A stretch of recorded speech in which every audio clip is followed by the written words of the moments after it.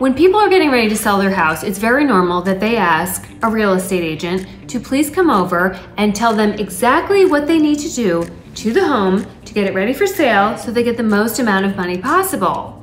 For the real estate agent, this is an absolute landmine of feelings. You have no idea if the chair that you just said belongs on a burn pile is actually Meemaw's favorite chair and they got it as an inheritance. I get it. When I sold my first home, the Babe Cave, I had an agent come in, this was before I had my license, and she said that she felt the house was over-decorated. And I looked her dead in the eyes and I said, I hope that your house burns down tonight and you don't have enough time to make it out. And I meant what I said. It's no fun to have a stranger come in and criticize your home, but it's valuable information because real estate agents spend a lot of time with buyers. So they're always hearing those little nuggets of feedback, kind or not, that keep people from making a great offer or making no offer. They feel if they're gonna pay top dollar and they're gonna pay high interest rate, they don't wanna do anything. And so given what's going on in our market right now, let's play a little game.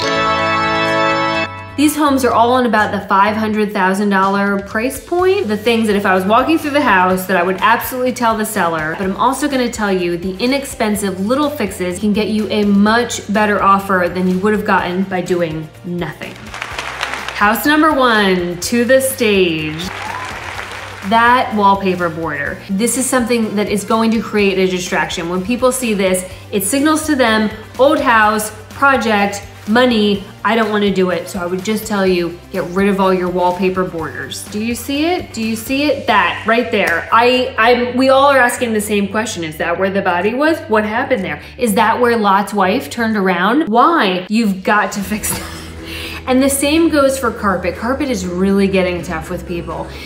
It sort of has this like sanitary issue to it. People feel like, because it's true, that carpet is like a sweater for your feet and you walked on it and sweated on it and spilled things on it and the dog was on it, maybe the dog dragged his butthole across it repeatedly and you never washed it. If you're willing to replace it with LVP or wood or what have you, wonderful. If the carpet is in great shape, meaning no stains and it's not worn, usually gets worn around the door entries, then I'll tell people have it deep cleaned. Well, at least it minimizes the sanitation issue.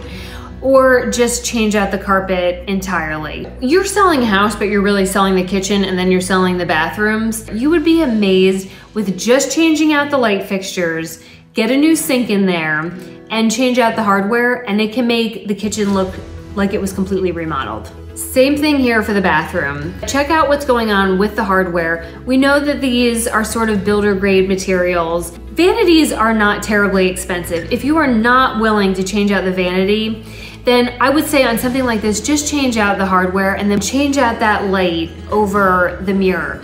Better yet, if you've got a little bit more in you, take down those big builder grade mirrors and paint behind it and then put in some new modern mirrors with the border. It's really not that much money and it's gonna make that bathroom look like it's brand new.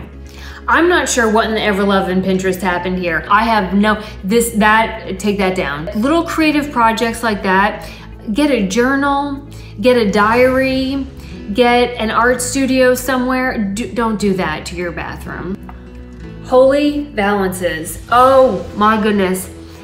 When you have these heavy duty valances and big thick draperies, they do two things. One, they signal that the house is dated to a buyer, and two, they make the house dark. Take them down. I put up very light sheers. They add a lot of light to a room and they just make everything feel kind of new. The Sound of Music called, "Oh, Captain, you're home!" They want you to take those down, make some kids some clothes out of them. Play clothes. Oh, is that what you call them? Go yodeling up a mountain, but not for listing photos. Absolutely not. From the drapes that used to hang in my bedroom. Drape? They still had plenty of wear left. Hear me and repeat it back to me. Get rid of your stuff. You are trying to get someone to open their wallet and give you hundreds of thousands of dollars. Nobody needs to see your psoriasis cream on the counter. Everything, shove it in a drawer, shove it in the closet, shove it down the toilet drain, I don't care where. But this is such a turnoff when you are showing a house to see all their clutter, their toothpaste, and then there's some other things, oh my goodness, that would make a girl blush that you would not believe that people leave out for showings in front of God and everybody. If I can't see your house, then the buyer can't see your house. It is so loud inside because their things are taking up all the oxygen in the room. Look at this house. I don't even know where the walls are because there's so much stuff. So much stuff can be negative in that it looks like a party house, like this one with the ping pong table right in the middle of the formal dining room.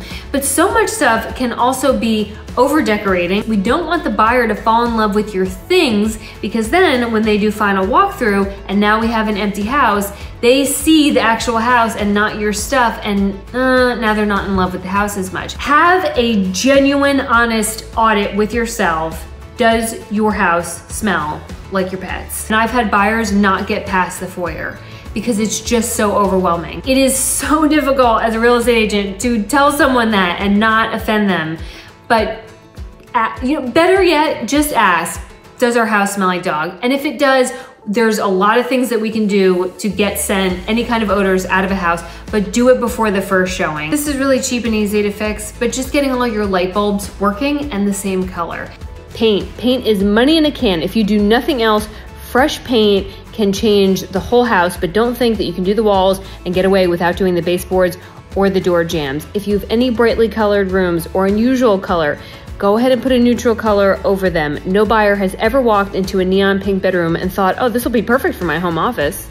You might be saying to yourself, like, this stuff doesn't matter. There's not a lot for sale. It does matter because this house could have sold at that price, but there's a lot of these things going on and look how much they're having to price cut.